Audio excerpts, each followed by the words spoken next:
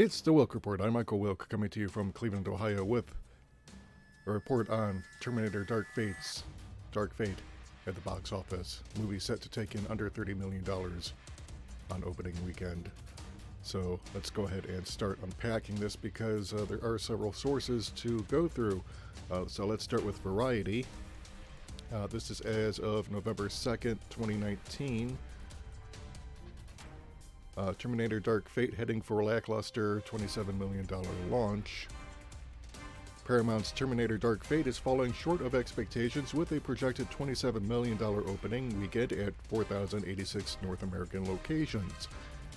Though the sixth installment of the sci-fi franchise is dominating domestic moviegoing, the results are a disappointment given the hefty $185 million cost. And as I keep explaining, because people don't like to really include this for obvious reasons. You don't want to have a situation in which you're publicly admitting to having spent so much money on a movie, so you just go with the production cost and you eliminate the marketing and distribution and merchandising costs, which can get as high as the production budget itself. So you figure the movie is probably closer to $300 million in total costs. But anyway, Terminator Dark Fate took in $10.6 million on its opening day, including $2.4 million from previews on Halloween night. Pre-release forecasts for Dark Fate had been in the $40 million range.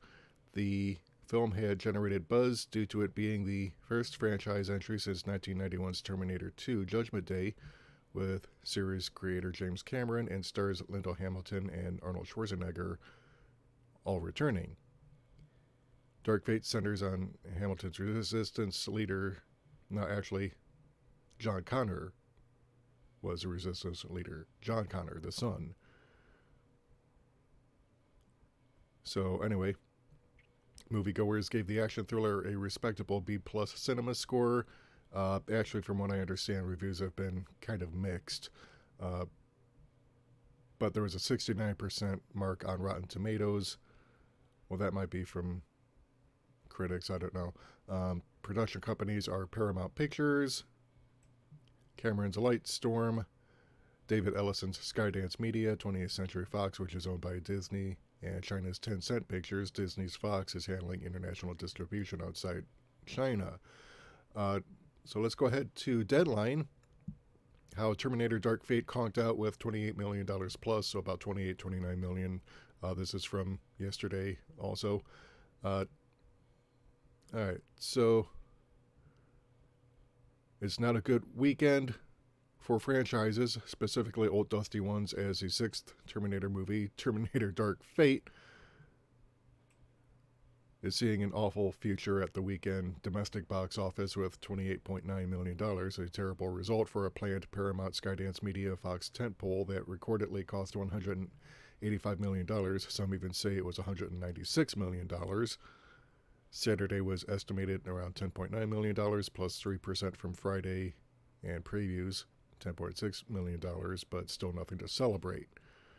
I heard worldwide, global audiences are also turning their noses up.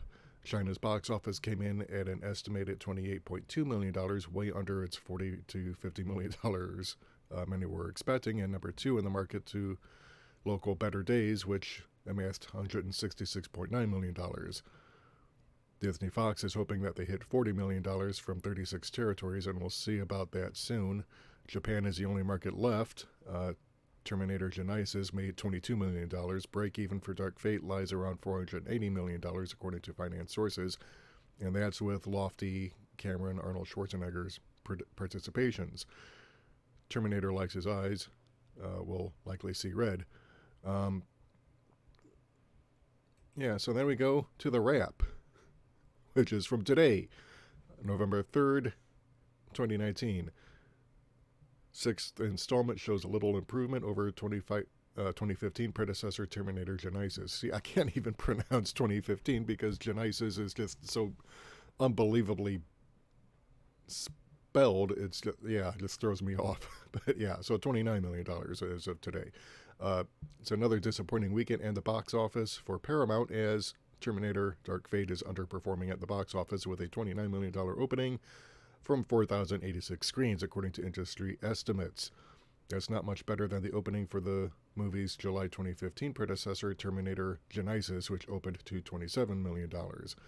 The similar result is despite the return of series creator James Cameron as producer and original Terminator star Linda Hamilton, as well as marketing that heavily sold the movie as a direct sequel to the beloved Terminator 2 Judgment Day, while ignoring the less popular entries that came after it. It's also in spite of improved reception for Dark Fate, with an 85% audience score and a 69% critics score on Rotten Tomatoes. Genisys, by comparison, had a 53% audience score and a 27% critics score. The silver lining for Paramount is that it is only on the books for 30% of the movie's $185 million budget. Skydance and 20th Century Fox each provided 30% co-financing, with Fox handling overseas distribution. Tencent, which provided 10% co-financing, is handling distribution in China. The movie performed well below expectations in China, with just $28 million grossed. The $44 million grossed in other overseas territories. The global opening for Dark Fate stands at $101.9 million. So despite this cost sharing, Terminator Dark Fate is likely to fizzle out at the box office, as the upcoming November slate has several entries that will siphon away this action movie's core adult demographic. Already we're seeing that with Warner Brothers' Joker, which grossed just under $14 million this weekend and will hit $300 million domestic after 5 weekends. Warner Brothers will send in another film for millennial and Gen X audiences next weekend with Doctor Sleep, a horror sequel to The Shining that will likely be another competitor to Dark Fate. So yeah, this is not looking good for Terminator. And on Wired, let's unravel the time travel paradox of Terminator Dark Fate. If you apply the Novikov's self-consistency principle to the franchise, it holds up until it doesn't. Terminator has been retconned within an inch of its own life. The long-lived franchise, which began in 1984 with The Terminator, has been sequelized twice and rebooted 3 times and adapted for TV once. And because all of them involve some element of time travel, generally a sentient AI system sending back a Terminator to kill the human that would eventually overthrow the human who would eventually overthrow the machines. The human is a living person. Who? Not that. That is for inanimate objects and animals. You fucking retards. You can tell I'm a grammatical stickler. Okay. Canonical timeline looks something like an Ouroboros Mobius strip. Okay, I hope I pronounced that right, because I have no idea how to pronounce that word. Terminator Dark Fate is the latest loop. This time around, a new hero, Grace, an enhanced human hybrid played by Mackenzie Davis, goes back in time to protect Danny, Natalia Reyes, from a Terminator that's even more advanced than the one fans are used to. That's because, thanks to some time travel tap dancing, it's been sent by a different entity, not Skynet, to ward off a war that happened after the other wars were won by the humans, or something. Sarah Connor, played by Linda Hamilton, reprised her role, is still around because she never came from the future, but her son John Connor, who happened to be the guy who stopped the machines before, is dead, killed by a Terminator who, she says, was sent from a future that never happened. Confused yet? Yeah, everyone is. And no, that's actually not okay, because the movie is underperforming. Because you insulted the audience within the first scene by creating a situation that breaks suspension of disbelief. The future leader of the Resistance, John Connor, killed by a Terminator sent from a future that never happened. If that future never happened, John Connor can never have happened.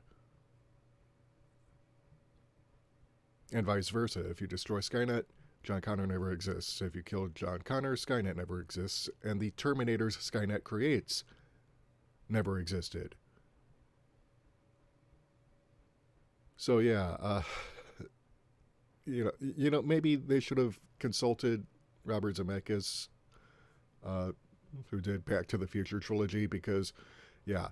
So anyway, the Terminator franchise was never really set out to like make sense. Well, actually, no, it was never a franchise to begin with. You had Terminator 1 and Terminator 2, and those pretty much wrapped up the story.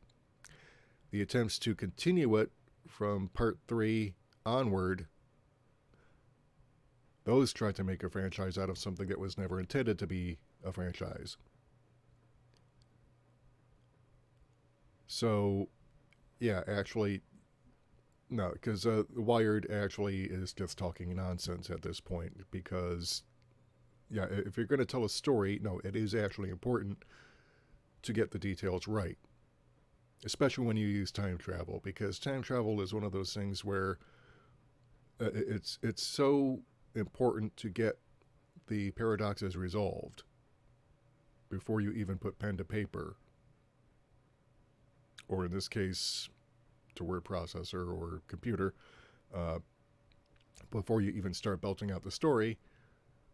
You have to resolve this stuff, because if you break suspension of disbelief, the audience rejects it, and you end up with the situation you have now where, yeah, Terminator, the latest entry, is looking to flop big time.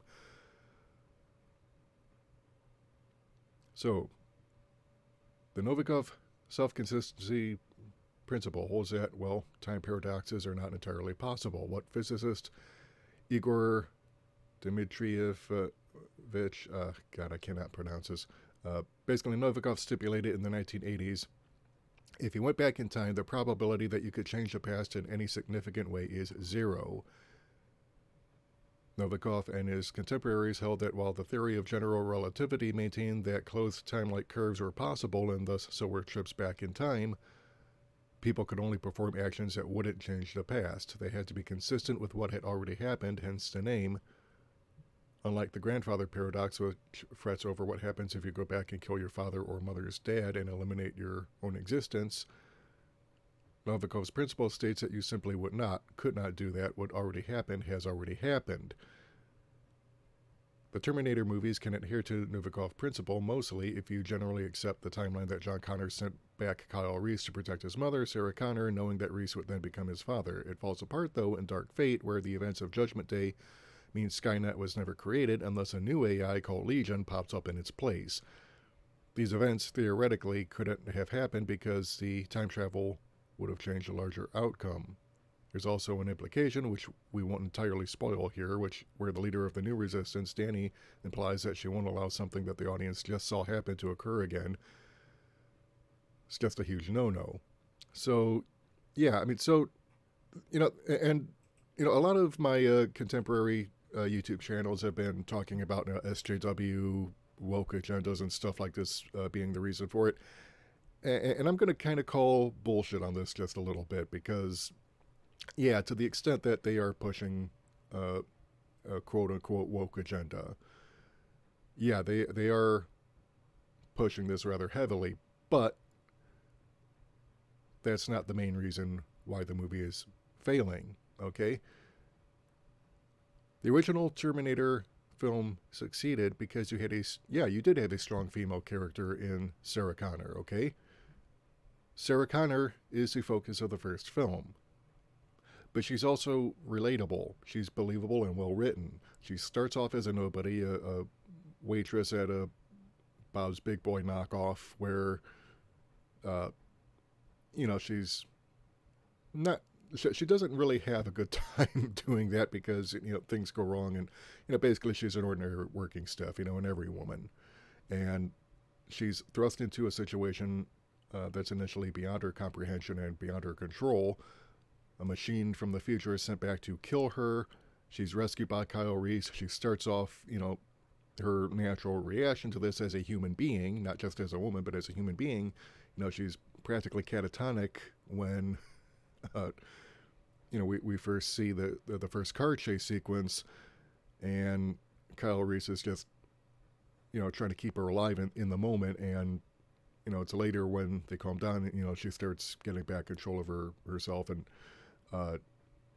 but for the first half of the movie, she's kind of like this passive person who things happen to, and then over the course of the story, she starts fighting the strength that she never knew she had, and from there, starts to become this, she starts on the path that leads her to become the warrior mother of the future, who raised the warrior leader of the future and nurtured him and taught him everything he knows so that he can save humanity.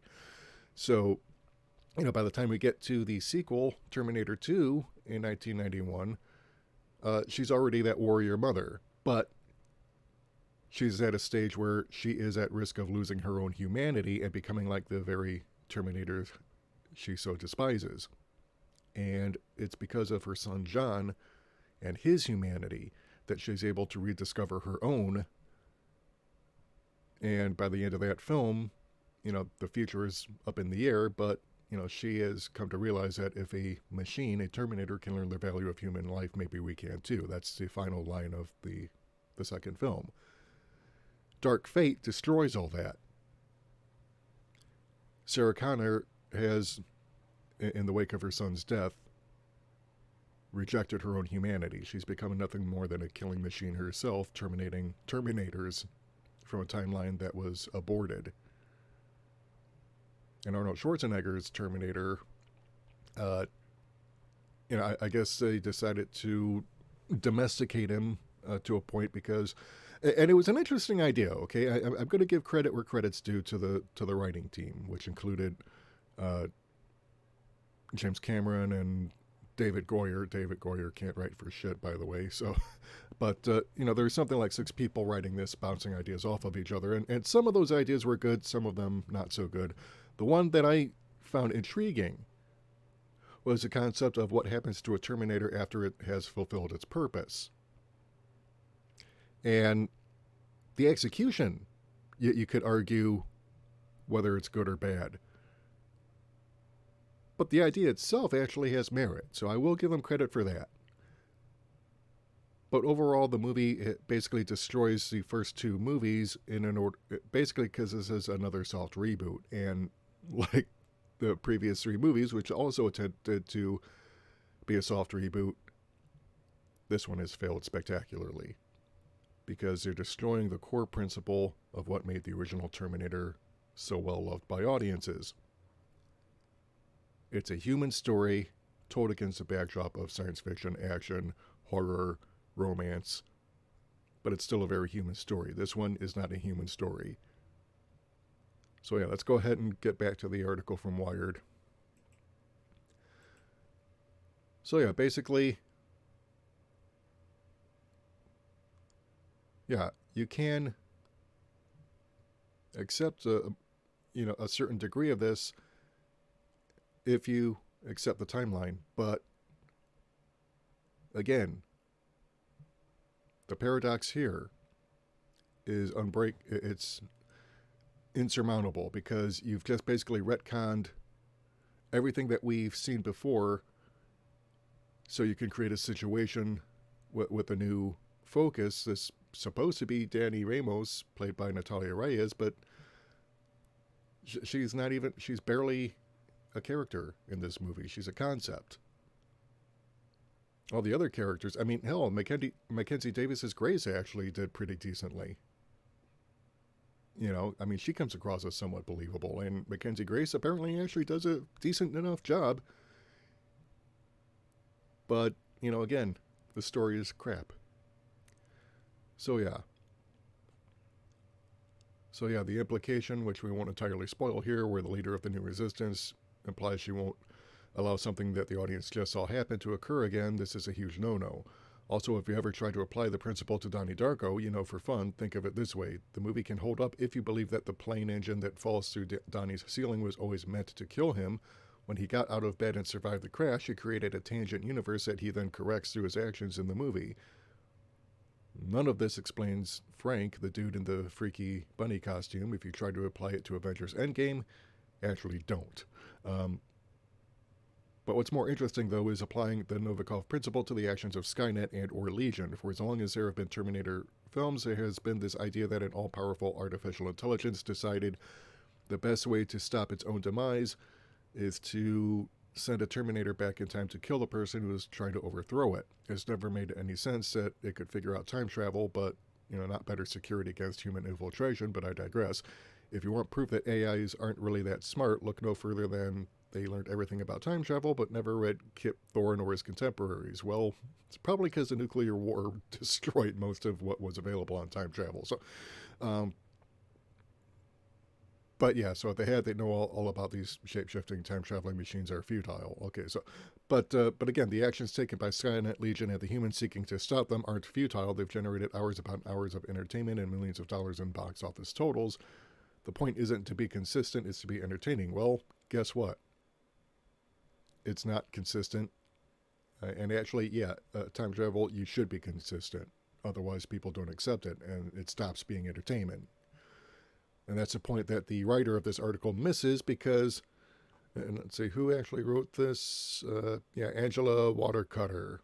Okay, well, clearly, Angela, you need to go back to film school and take film theory and film history. The point is that you do need to be consistent, because if you're not consistent, you're not entertaining. So Dark Fate erased quite a bit of what came before it, keeping the good parts, Hamilton and Schwarzenegger, and shutting the rest. Well, no, Ashley, because you didn't keep the good parts. And you kept the rest. Did you even see this movie, Watercutter? Because the retcon isn't a good one.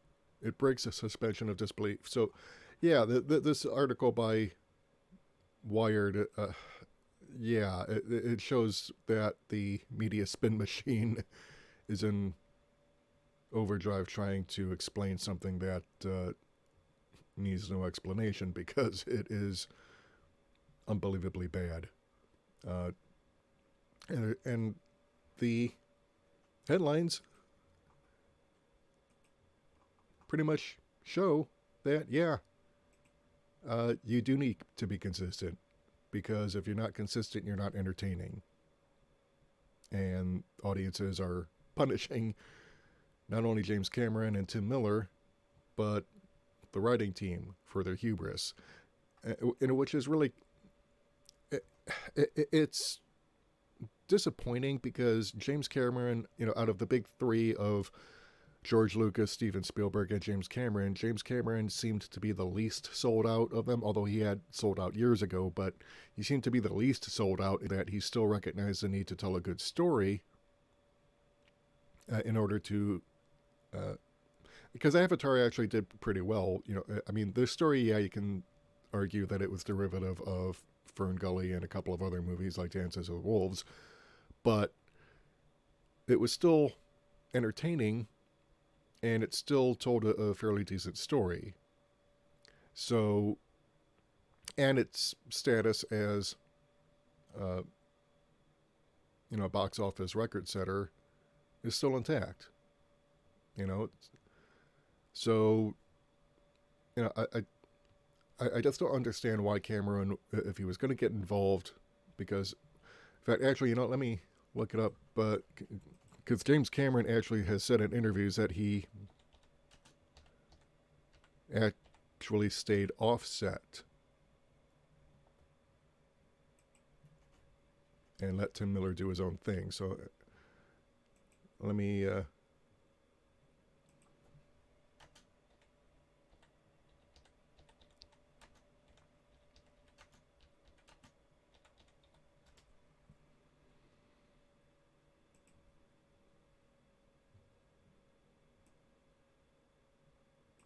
All right, so let's go ahead and see this. I'm trying to look.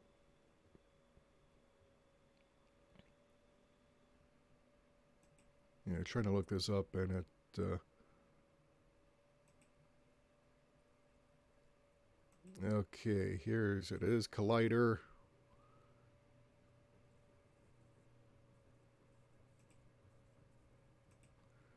All right, so yeah, this is from October 22nd, why he didn't want to be on set while Terminator Dark Fate was shooting. So during the 30-minute interview, found Cameron to be a great spirit and more than willing to share the candid behind-the-scenes stories that you sometimes don't get when you're talking with people. Went into great detail about what he wanted to accomplish with the movie, how they figured out the new timeline, why he thinks one of his big contributions to the movie was getting Linda Hamilton to be a part of it, why he wanted the film to play out in a little over a day, how they figured out Arnold Schwarzenegger's role in the film, why he didn't want to be on set but was involved in the editing room. All right, so he was involved in editing, but he avoided going on set. Well, James, maybe you should have been on set. Maybe you should have actually directed this instead of trying to focus on other stuff, because Tim Miller screwed this up big time. So, yeah, so this is kind of disappointing because it's pretty clear, based on the leaks that came from earlier this year about the plot, that this movie was going to be a cluster screw of epic proportions, and so far it's been pretty accurate. The leaks themselves turned out to be accurate.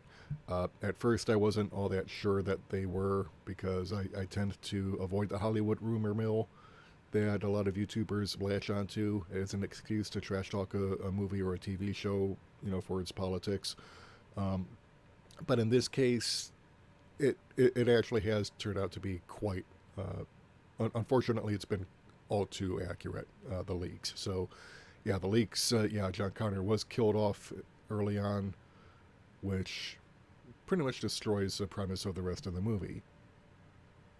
And then you take Linda Hamilton and you strip her humanity away from her as Sarah Connor and change who she fundamentally is in favor of someone who's not even fully fleshed out, because you're focusing so much on Linda Hamilton's character, who shouldn't even be in this movie because she should have no memories of it. There shouldn't even be any Terminators.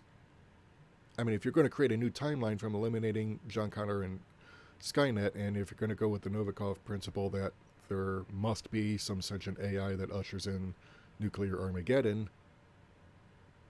and the human resistance, eventually triumphs, well, okay, fine. That's taking an actual science fiction principle, but the execution of it is just so awful that people are rejecting it, and they should reject it, because you've basically taken this movie and used it as one big insult to anyone who liked the first two Terminator films. So, yeah, that's why it is probably going to flop at the box office, just like its previous three entries in the Terminator franchise. So what do you think? Do you agree? Do you disagree? Do you think I'm full of it? Do you think I'm onto something? Let me know in the comments. If you like what you've heard and you want to hear more, hit the subscribe button and the bell icon to receive notifications whenever we upload new content. If you want to help support the channel, keep the lights on, help us bring you more content, hit that like button, share this video, head over to our Patreon or Subscribestar page. We can't do this without you. I'm also doing a fund drive, a fundraiser for new equipment. Please go to the links below. Donate what you can. Until next time, this is Michael Wilk for the Wilk Report saying take care, good night, I'm out.